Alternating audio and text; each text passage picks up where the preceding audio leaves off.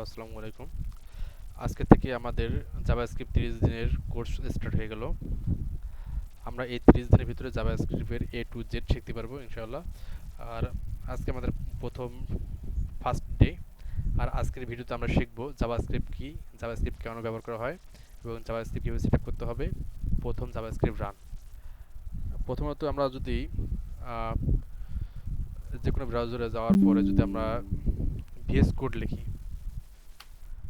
VS code লিখে search দিলে download VS code ম্যাকের জন্য, উইন্ডোজের জন্য পাবো। আমরা যদি উইন্ডোজে ক্লিক করি তাহলে এটা ডাউনলোড হয়ে যাবে। আমার অলরেডি এটা ডাউনলোড করা আছে। সেক্ষেত্রে আমি যদি একটা ফোল্ডার ক্রিয়েট করি, এখানে জাভাস্ক্রিপ্ট নামে, জিএস নামে একটা ফোল্ডার ক্রিয়েট করলাম। দেন এটাকে যদি আমরা টার্মিনালে যে কোড ডট দিয়ে এন্টার হিট করি, তাহলে এই ফাইলটা আমাদের ভিএস কোডে ওপেন হয়ে গেল। এখন আমরা কি করব, ফার্স্ট টাইম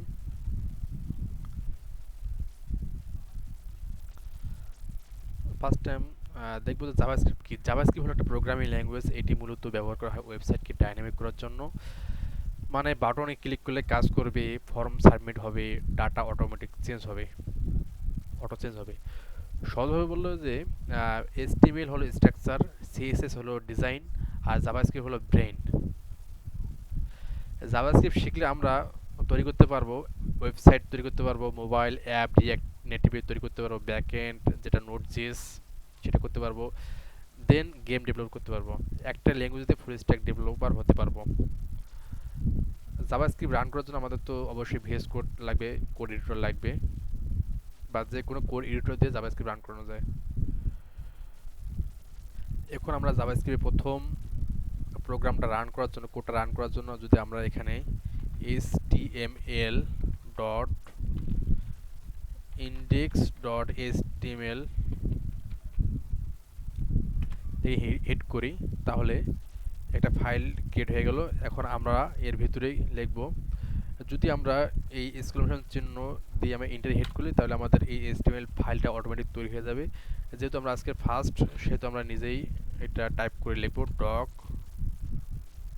টাইপ HTML, এবং এটা ক্লোজ করে দেই।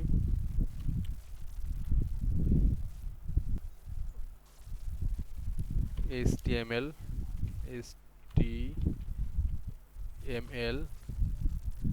দেন HTML ক্লোজ।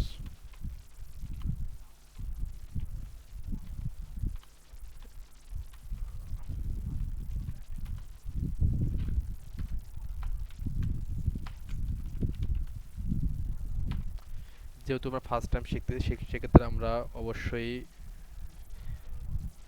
গিটহাবের অটো সাজেশনটা অফ করে দেব শেখার ক্ষেত্রে। দেন আমরা যদি এর ভিতরে কি দেব, এর ভিতরে দেব হেডার। হেডার দেওয়ার জন্য হেডার ক্লোজ। দেন এর ভিতরে দেব কি title title title title close,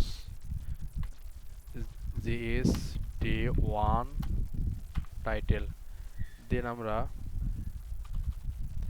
এই হেডারের নিচে দেব বডি বডি বডি দেব একটা H1 ট্যাগে আমরা লিখব হ্যালো হ্যালো জাভা স্ক্রিপ্ট।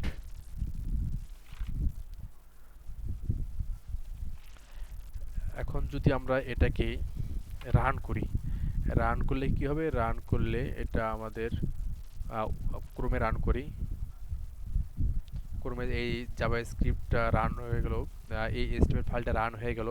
এখন যদি আমরা এর ভিতরে একটা স্ক্রিপ্ট দিই, স্ক্রিপ্টটা চালানোর জন্য অবশ্যই বডি এর শেষ ট্যাগের উপরে, বডি ক্লোজ ট্যাগের উপরে আমরা এখানে দেব স্ক্রিপ্ট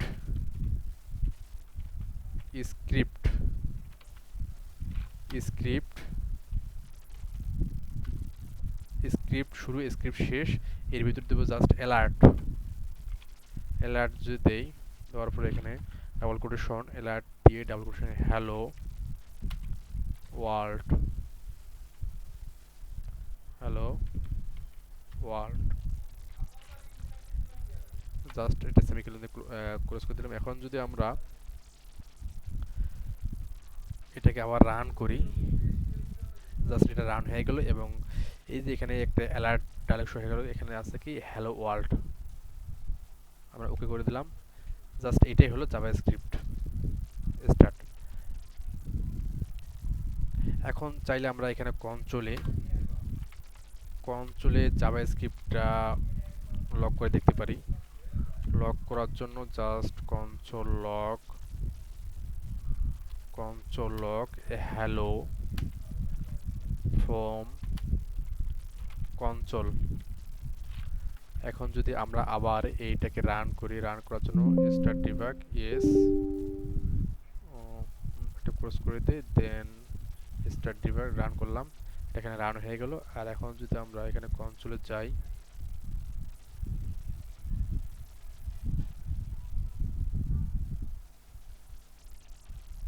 এই যে হ্যালো ওয়ার্ল্ড ফ্রম কনসোল, এখানে কি হলো, যখন আমরা ফার্স্ট টাইম যদি আমরা এটাকে ক্লোজ করে দিয়ে আবার রান করি,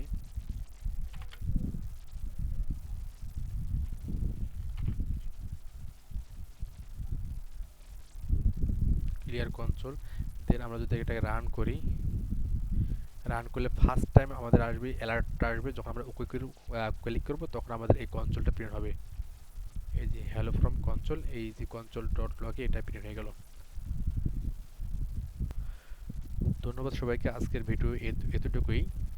নেক্সট ভিডিওতে আমরা শিখব ভেরিয়েবল।